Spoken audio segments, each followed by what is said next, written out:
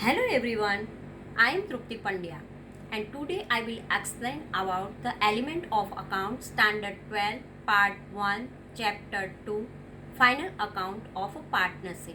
In previous lecture we already completed all the accounts and their specimen copies. Now today I will explain the balance in balance sheet.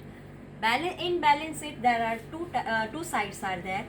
Balance sheet is a statement, and in partnership firm, when we prepare the balance sheet at that time, capital and liability side we have to write here fixed capital account, and afterward I write the partner's name.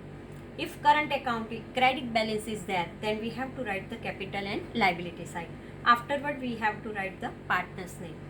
Reserve, general reserve, capital reserve, other reserves, then we have to write here in capital and liability side.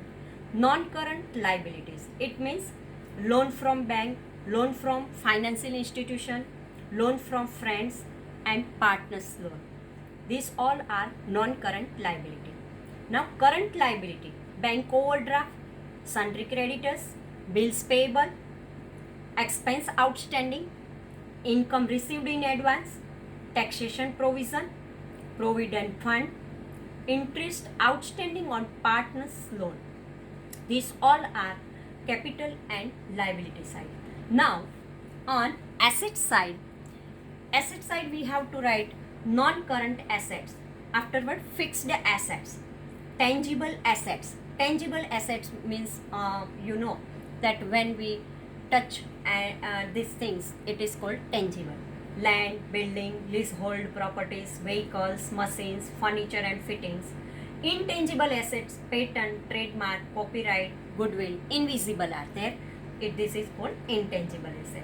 Now investments. Investment in government security. Investment of a provident fund. If other non-current asset, deferred revenue expense, current asset, closing stock, sundry debtors, cash balance, bank balance, income due, loan, land, bills receivable, prepaid expenses, current account. In case of debit balance, then we have to write here. And afterward, total of both the side, capital and liability and asset are identical. Now, next point is the very important point. In the examination, when there is a trial balance is given, below the trial balance, there are some adjustments are there. And today, I will discuss with you the adjustment of final account of a partnership firm. And this is the very important portion of this chapter. At the end of the accounting year, to give complete shape of account, adjustment and adjustment entries are recorded. Adjustment entries and their accounting effect in an annual account of a firm is as under. Some adjustments are there. Today I will discuss which type of adjustments are there. First adjustment, closing stock. If closing stock is not given in adjustment, and if in a question in a trial balance this closing stock is given, at that time we have to write only one entry, and it is a trading account credit side. But if the closing stock is given in adjustment, at that time two entries are there. First, closing stock adjustment entry we have to write closing account debit to trading account. First entry is there, closing account debit to trading account. So asset side of balance sheet, if there is a closing stock is there, then it is our asset, and so balance sheet asset side we write. And to trading account, it means trading account credit side we have to write credit side of a trading account. First entry asset side of balance sheet, and second entry credit side of trading account. Afterward, if any outstanding expense is there, outstanding expense, it is our liability. If any expenses are outstanding, at that time it is our liability. So respective expense account debit, suppose outstanding rent, then we have to write here outstanding rent expense rent account debit to outstanding rent account. This way journal entry respective expense account debit to outstanding expense account. Debit side of, if expense is there at that time, debit side of a profit and loss account. Debit side of a profit and loss account, add in respective expense. Add in respective expense. So first entry, P&L account, debit side, add in the respective expense. And second entry, if outstanding is there, then we have to write balance sheet liability side because it is outstanding, and so our liability is there. So balance sheet liability side we have to write this entry. And remember one thing, for all the adjustment entry, 2 compulsory entries are there. Now third transaction, third adjustment, prepaid expense. Like outstanding expense, sometimes prepaid expense is also there. When prepaid expense is there, it is our asset. Prepaid expense account debit to respective expense account. And so when prepaid expense is our asset, so asset side we have to write one entry, balance sheet asset side, and second entry, P&L account, deduct from the respective expense. Deduct, outstanding always plus and prepaid always minus. So here prepaid is there, so P&L account debit side minus this expense from the respective expense. Now receivable income. Receivable income account debit to respective income account. This is the adjustment entry.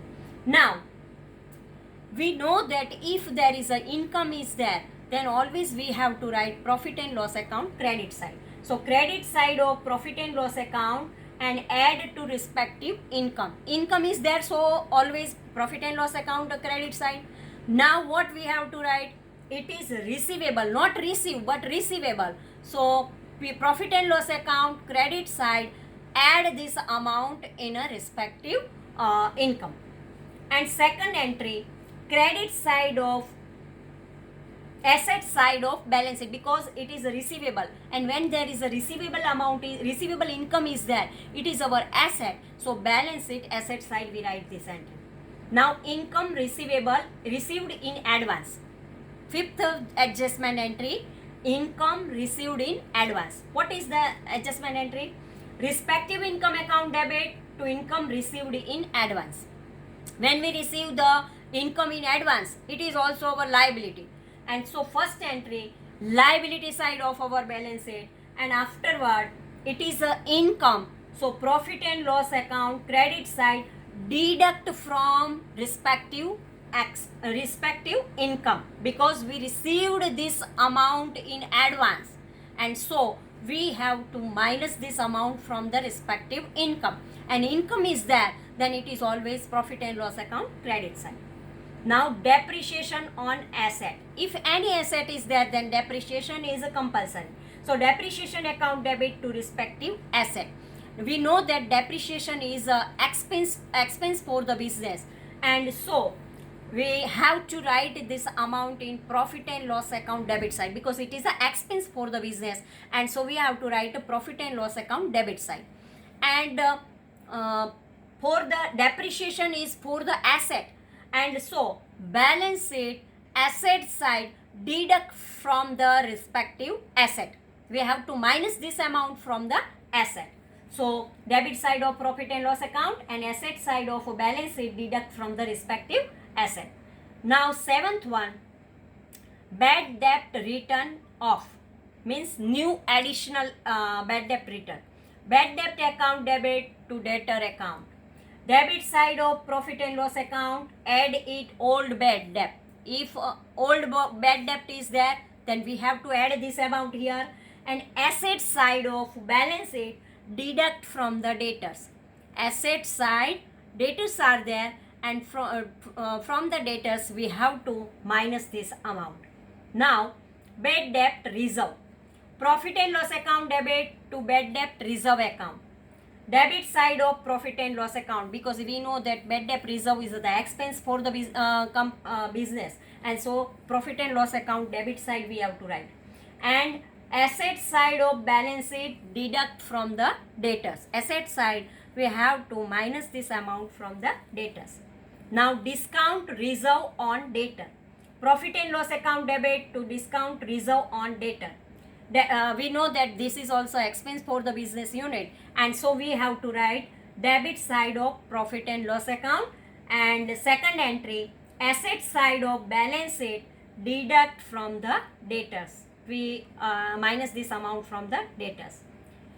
For unrecorded credit purchase, if credit purchase is there, then we have to write this amount purchase account debit to creditors account, because we not recorded this purchase.